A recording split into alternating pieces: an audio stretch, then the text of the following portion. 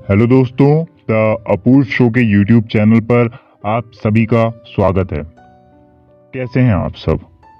मुझे उम्मीद है कि आप सब बेहतरीन होंगे। तो चलिए फिर बिना वक्त गवाए बढ़ते हैं आज की कहानी की ओर।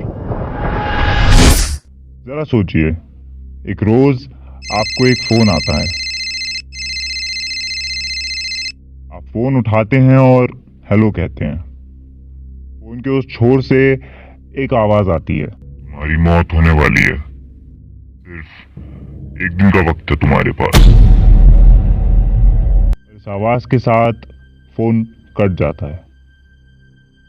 ऐसे में आप क्या करेंगे? उस फोन को एक मजाक समझकर भूल जाएंगे, या उस फोन को एक चेतावनी समझ के सतर्क हो जाएंगे?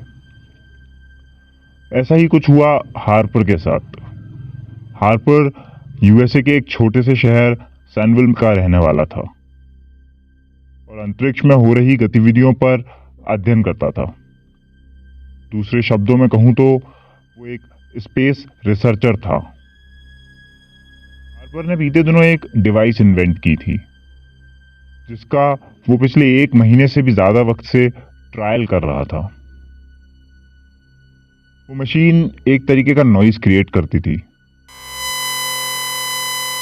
जो नॉइज इलेक्ट्रोमैग्नेटिक वेव्स के थ्रू स्पेस में ट्रैवल कर सकती थी। हार्पर पिछले 1 महीने से उस मशीन से कुछ ना कुछ मैसेजेस रिकॉर्ड करके स्पेस में भेज रहा था। उसे उम्मीद थी कि अगर स्पेस में कहीं भी लाइफ है तो उसके मैसेजेस का जवाब उसे जरूर मिलेगा।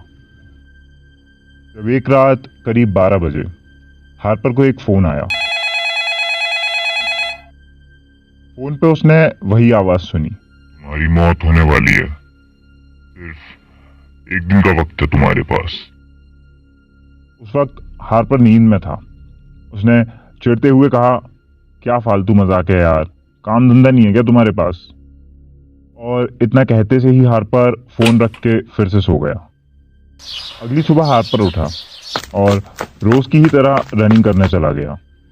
जब रनिंग के दौरान उसे कल रात के फोन के बारे में याद आया। पहले तो उसने सोचा कि उसके दोस्तों में से किसी ने उसके साथ ये मजाक किया होगा, मगर फिर भी बात को गंभीरता से लेते हुए उसने सोचा कि वो इसकी जांच कर लेगा एक बार, और अपनी रनिंग कंटिन्यू करने लगा।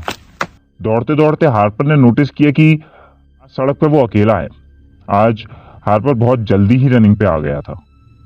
दरअसल हार्पर के फोन का टाइम आज रोज से थोड़ा ज्यादा तेज चल रहा था, जिसकी वजह से उसे अंदाजा नहीं लगा और वो जल्दी रनिंग पर आ गया। फिर हार्पर वापस घर गया और फ्रेशन अप होके ब्रेकफास्ट करने गया। जब हार्पर ने फ्रिज का गेट खोला तो देखा फ्रिज चालू नहीं थी, उसमें बिजली नहीं आ रही थी। जब चेक किया तो पता चला कि घर में कहीं भी किसी भी उपकरण में बिजली थी ही नहीं, कुछ भी नहीं चल रहा था। हार्पर ने ज्यादा ध्यान नहीं दिया और नाश्ता करने बैठ गया। नाश्ता करने के बाद हार्पर ने फोन में कुछ देखने के लिए इंटरनेट चलाने की कोशिश की, लेकिन हार्पर के फोन का नेट चल ही नहीं रहा था। नेटवर्क चेक करने के लिए उसने एक नंबर डायल किया। देखा कि घंटी नहीं जा रही है, बल्कि कुछ अजीब सी डिस्टॉर्टेड आवाजें आ रही थीं। हार्पर इस सब से परेशान होकर अपने घर से बाहर निकला और अपने पड़ोसी दोस्त का दरवाजा खटखटाया। जब हार्पर का दोस्त बिली घर से बाहर आया तो हार्पर ने उससे पूछा कि उसके यहाँ लाइट है क्या। तो बिली ने कहा कि हाँ, उसके घर में लाइट है। हार्पर ने बिली से उसका फोन मांगा। बिली का फोन बिल्कुल सही चल रहा था, उसमें नेटवर्क आ रहे थे। अजीब बात थी, हार्पर और बिली दोनों एक ही नेटवर्क का इस्तेमाल कर रहे थे और एक ही एरिया में थे, लेकिन हार्पर का फोन नहीं चल रहा था। ज्यादा ना सोचते हुए हार्पर ने बिली के फोन से इलेक्ट्रिसिटी डिपार्टमेंट को कंप्लेंट की, आके उसके घर में लाइट नहीं है, वो आकर चेक कर लें जरा। फिर कुछ देर हार्पर बिली के ही घर बैठा रहा। उन्होंने एक एक कप चाय पी और कुछ बातें की। थोड़ी देर बाद इलेक्ट्रिशियन आया और हार्पर के घर पर सब चेक करके बोला, सर कुछ समझ नहीं आ रहा है, आपके घर में तो कोई फॉल्ट नहीं है, मैं आसपास पता करता हूँ कि फॉल्ट कहाँ है। ऐसा कहकर वो इलेक्ट्रीशियन वहां से चला गया। हार्पर ने भी ये सब भूल के अपने काम पर जाना ठीक समझा। जब शाम हुई और हार्पर घर वापस आया तो देखा लाइट अभी भी नहीं आई है। हार्पर का फोन भी काम नहीं कर रहा था, लेकिन दिन में जब वो घर से दूर था तब तो हार्पर के फोन के सिग्नल आ रहे थे। हार्पर का मूड इस सबसे थोड़ा चिड़चिड़ा हो गया। हार्पर थका हुआ था, इसलिए वो कुछ देर जाके लेट गया।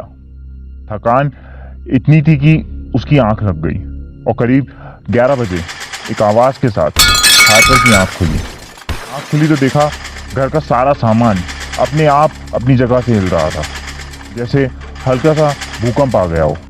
सब चीजें अपनी जगह से गिर रही थी, लाइट्स फ्लिकर करने लगी, रेडियो, टीवी और बिजली के बाकी उपकरण सब अपने आप ऑन ऑफ और ऑन ऑफ होने लगे। हार्पर की वो मशीन जिससे वो स्पेस में कांटेक्ट करने की कोशिश करता था, उसमें से अजीब डिस्टॉर्टेड साउंड आने लगे। इतना शोर चारों तरफ, इतना शोर, हार्पर से इतना शोर बर्दाश्त ही नहीं हो रहा था कि तभी एक जोर की आवाज के साथ सब शांत हो गया। हार्पर कुछ समझ पाता इससे पहले ही उसका फोन बजा, और जब उसने फोन को देखा तो उस पर कोई नंबर नहीं था। कुछ अजीब से साइन बने आ रहे थे। हार्पर ने फोन उठाया तो दूसरी ओर से एक आवाज आई, था ना, तुम मरने वाले हो, तुम्हारा वक्त खत्म हुआ। और तभी हार्पर के सामने रखा टीवी खुद ब खुद चालू हो गया। हार्पर के घर से एक चीख सुनाई आई और फिर उस चीख के साथ एक गहरा सन्नाटा चारों ओर फैल गया। उस दिन के बाद से ना तो हार्पर मिला, ना उसकी वो मशीन जिससे वो स्पेस में मैसेज भेजता था। पता लगाने की पुलिस ने बहुत कोशिश की, मगर कुछ भी हाथ नहीं आया। कभी कभार कुछ नई खोज की चाहत में इंसान अपनी जिंदगी को खतरे में डाल देता है। अगर आपके साथ भी कुछ डरावना एक्सपीरियंस हुआ है तो हमें कमेंट्स के माध्यम से जरूर बताएं। दोस्तों, इतनी ही थी ये कहानी। मेरी कोशिश रहती है कि कहानी अच्छी और डरावनी हो। उम्मीद करता हूं आपको वीडियो पसंद आई हो। मिलते हैं अगली वीडियो के साथ, तब तक आप सभी अपना ख्याल रखें।